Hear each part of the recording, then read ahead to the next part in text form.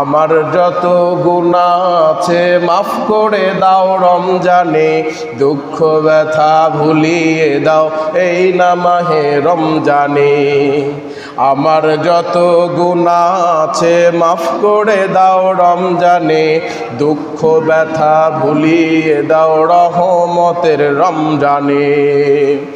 মনের কালি দাও মুছে রহমতের রমজানে, হেরার আলো দাও ছড়িয়ে এই সমাজের সবখানে।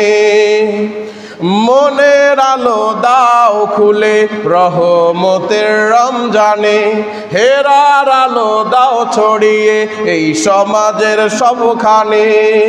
জান্নাত যেন হয় ঠিকানা এই তো চাওয়া প্রাণপণে, জান্নাত যেন হয় ঠিকানা এই তো চাওয়া প্রাণপণে।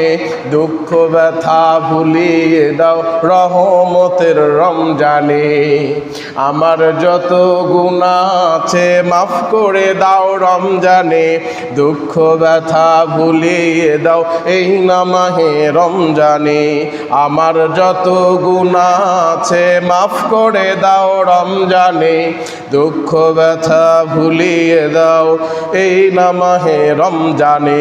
বলেন আমিন। এখন বলেন তো, বুঝে থাকলে আমাদেরকে আমাদের নিজের বাহুবলে শক্তি বলে এখানে আসছি না আল্লাহ আমাদের নিয়ে আসছেন? আল্লাহ নিয়ে আসছেন। এজন্য আমরা খুশি না বেজার? রমজানের শুরু লগ্নেই সুস্থ রেখে কত মানুষ অসুস্থ আছে, সেখান থেকে কত মানুষ ঘোরাফেরা করতেছে, কত জায়গায় গুনাহের কাজে আছে।